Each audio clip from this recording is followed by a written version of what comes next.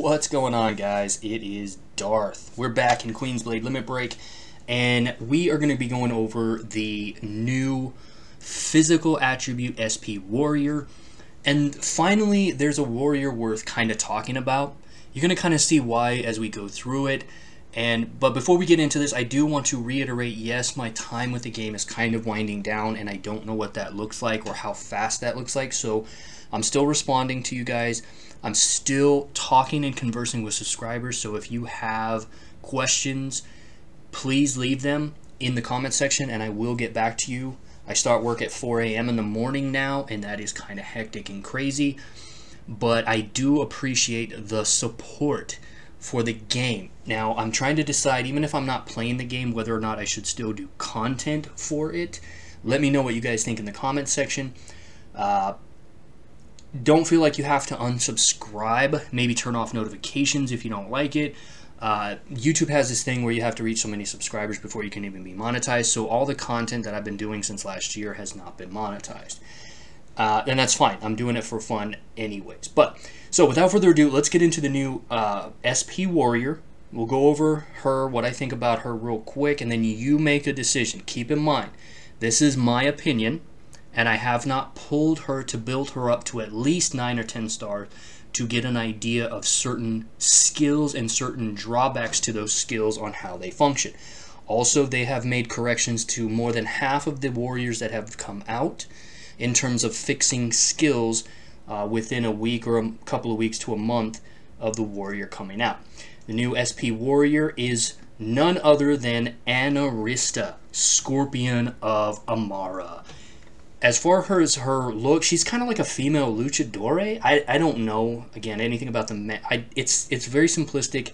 It's not as sexy as I would like, and it's not as colorful, pie-popping as a lot of the art done on previous warriors. That's just what me and other people are saying, but she's still sexy. It's still good art. I don't know, she's kind of got like an Egyptian look to her as well, like an Egyptian luchador, female version. I don't know, but the spicy pose, come on, yowza! It's like you got her on the ropes and she's just ready to take it. I'm gonna leave it there. I left it there and then got all the way out. All right, let's take a look at her skills real quick. This is where things are gonna get interesting. I'm gonna pump her up to 12 because why not? Purify, upgrade, and group attack. But she's a physical warrior. So how is she a group attacker when that's usually restricted to mage? Well, let's get into it. Her passive, attack plus 45%, HP, crit rate up. Here's where things become, I think she's a volatile warrior. At the beginning of each turn, okay, at the beginning, she grants herself one of the following. Damage plus 25%, awesome. So it's going to make up for some of the lower damage on the physical skill. We'll take a look at that in a second. Attack plus 25%, or crit plus 25% to self. And she's going to cycle through these on a rotation at the beginning of every turn. So she's an upgrader.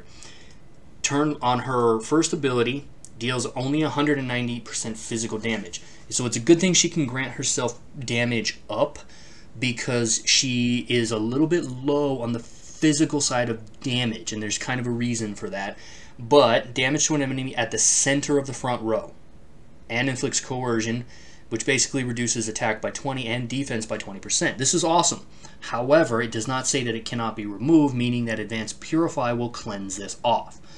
Or any other kind of team cleanser, which I can't remember if there is any, or there's very few of them, but I still stand by Advanced Purify. So it seems that this can be removed. Just keep that in mind. So 190% physical damage is a bit low for a physical warrior. But you go over to her third ability. Oh, that's on a 4-turn cooldown, by the way, which is stupid. Sorry. I think that this should be on a 2-turn cooldown. Again, G123 showing they have no idea what they're doing. However, when you go to her third ability here, removes all own debuffs, which is awesome. She cleanses herself. Now, it doesn't explicitly say that it will remove immobilizing effects, but it also does not explicitly say that it cannot. There are other removable debuffers in the game, but they've updated. I think Shamuel, which is one of my favorite warriors, removes buffs except for immobilization effects, or is that Zara? I think it's Zara. She's a burn tank, which is a really good warrior as well. Anyway, she grants herself a stack of see-through, basically turning her normal attacks into Scorpion Punch, which is awesome. Scorpion Punch deals 190% physical damage to the enemy in the center of the row, again, with an 80% chance of inflicting burn. The damage ignores 50% of the target's defense if they have a burn. So she's not as... At first I thought she was going to be plug and play in multiple teams, and she is. Not because of just this stuff here, but because of the final ability we're about to look for, and that is the Talk of the Town. But if she doesn't have burn, she doesn't ignore 50% of the target's defense, okay? But she's inflicting burn, and she turns her normal attacks, even though she technically only has one attack, and it's this one right here, which should be on a 2-turn cooldown. Not to fret, she turns her normal attacks for 2 turn into 190% physical damage to the enemy. So she kind of upgrades herself yet again. And she applies burn. So she's applying burn and she's getting that 50% target. But that's not really why people are kind of talking. People are talking about this last skill. At the start of the turn, grants 1 free will to all allies. That cannot be removed. What is free will? When affected by an immobilization debuff, 80% chance to remove all immobilizing effects immediately. Okay? This is very, very awesome. I've been waiting for a warrior that reads like this. Why? Because we have cleansers. We have people that will remove debuffs in the game. For instance, Aldra. She's the other SP warrior, the very first break warrior, but she's not useful, and we'll talk about why in just a second. Now I got to go back in here because I want you to understand the differences. At the start of the turn, she will grant the ability, 80% chance to remove immobilization effects, okay? And will consume 1 free will when that happens. Meaning that when even before the fish gets to take her turn to mez you, you will get an 80% chance at 10 star, by the way, you have to upgrade at least to 10 star, to remove all immobilization debuffs immediately upon application. The reason other cleansers don't work, like Aldra here, a lot of people, including myself, had high hopes for her because it's a skill. Triggers on turn 2. When she's upgraded, let's upgrade her here, she will remove all debuffs from 4 allies with the highest attack. Because this is a skill, if the fish's speed is higher than yours and she goes first and mezzes you, the mez forces you to perform a normal attack, meaning that you completely miss out on this first skill, meaning you cannot remove debuffs because you're forced into doing a normal attack. Now, they finally programmed a warrior that is a direct counter to the fish, and that is right here. It's not always going to go off, but an 80% chance, and you couple that with the Advanced Purifier rune, you are in a much better position to counter the fish. I don't care what anybody says. People are going to argue this point. Now, that's on paper. I have not tested this. There's another thing we need to test when it says consumes 1 free will. Is she consuming 1 free will from a random ally? Or the ally that was immobilized? If it's the ally that was immobilized, then you're golden. This is a very strong warrior. Direct will help out with the fish, regardless of whether she's faster than the fish or not, because at the start of the turn, you're going to be granted free will to all allies. Cannot be removed. So it can't be taken away from you from people like Cygnus, who removes buffs. Is this going to be game-breaking? I don't think it's going to be game-breaking, but I definitely think it's going to scare a lot of fish people. And I do think we're going to see a lot of people using her. I'm going to pull for her. I'm going to pull for her probably to 10 star. I usually pull to 8 or 9 and then unlock the spicy pose. But I'm going to pull for her at least to 10 star so I can do some further testing to see how she plays out.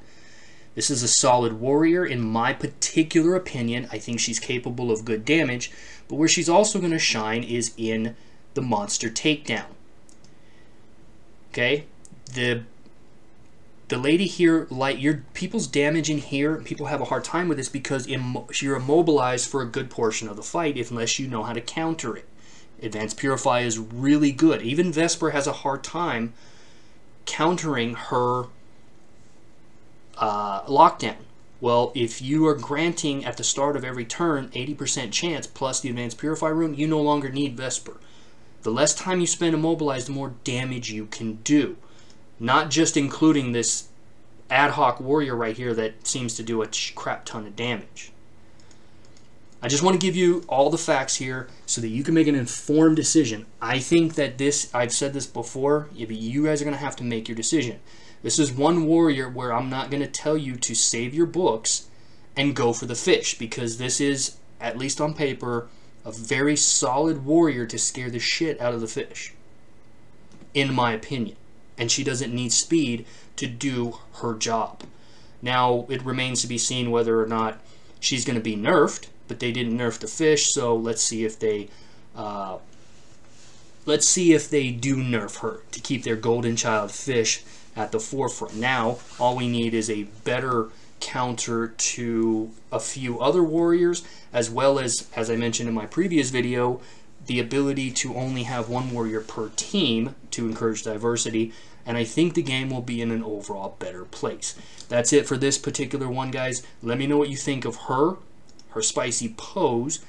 Let me know what you think of her ability here and what your server is talking about as to how they are, what they're thinking about doing in terms of pulling for her. I can actually see people pulling multiple copies of her to 12-star for a number of reasons. But if you are a strictly PvEer, it's worth pulling her to add her to your main all-around team for monster takedown.